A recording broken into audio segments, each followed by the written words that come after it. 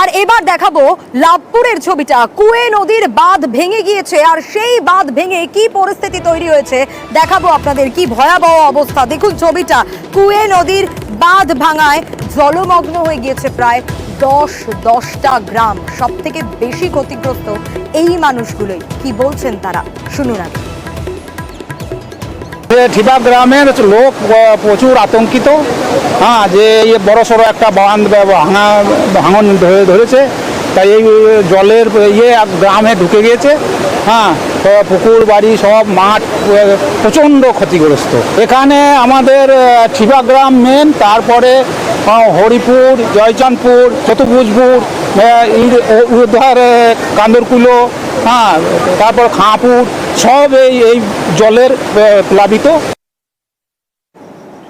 ইন্দ্রজিতের কাছে যাব। ইন্দ্রজিৎ রয়েছেন আমাদের সঙ্গে। ইন্দ্রজিৎ, এই কুয়ে নদীর বাঁধ ভেঙে গিয়ে যে ছবিটা ধরা পড়ছে তা সত্যি ভয়াবহ। স্থায়ী বাঁধের দাবি তো রয়েছে, তারই পাশাপাশি এই মানুষগুলো এবার কোথায় থাকবে, কিভাবে দিন কাটাবে, স্থানীয় প্রশাসন কি বলছে?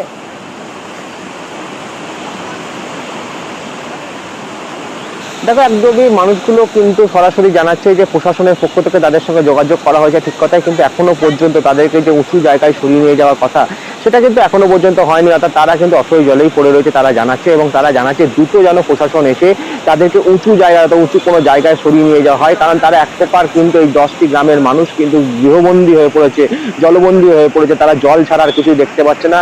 সেক্ষেত্রে যদি কোনো মুমূর্ষু রোগীও থাকে তাকেও কিন্তু এই গ্রামের মধ্যেই থাকতে হবে, হসপিটালে নিয়ে যাওয়ারও কোনো ব্যবস্থা নেই। আমরা দেখেছি শুধুমাত্র গ্রাম্য ভাষায় কড়াই বলা হচ্ছে, সেই কড়াইয়ে করেই গ্রামবাসীরা যাতায়াত করছে, এবং খাবার, সেই সমস্ত খাবার কিন্তু নিয়ে আসা হচ্ছে ওই কড়াইয়ে করেই।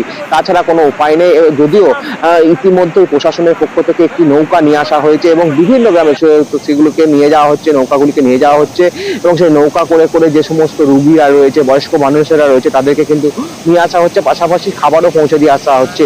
যদিও একটি নৌকা কিন্তু এখনো পর্যন্ত লাভপুরের পক্ষে যথেষ্ট নয়, আরো নৌকার প্রয়োজন, এমনটাই কিন্তু জানাচ্ছে এলাকাবাসীর লোকজন। সোনিয়া। বেশ ইন্দ্রজিৎ, বেশ। পঞ্চায়েতের তরফ থেকে কি বলা হচ্ছে শোনাবো। এই কালকে বাঁধের কাজ মেরামত করা হয়েছে। গ্রামবাসী থেকে, ইরিগেশন দপ্তর থেকে, বিডিও সাহেব, আমাদের বিধায়ক সাহেব থেকে সবাই, আমরা আমাদের ব্লক নেতৃত্ব থেকে, আমাদের অঞ্চল নেতৃত্ব থেকে সবাই ছিল।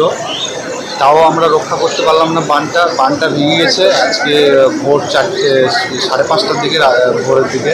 আমাদের গ্রাম পঞ্চায়েতের পক্ষ থেকে মাইকিং করা হচ্ছে যে যারা আছে তারা যেন ত্রাণ শিবিরে গিয়ে আশ্রয় নেয়, আর তাদের খাওয়া দাওয়া, তিরপলের ব্যবস্থা আমরা করছি।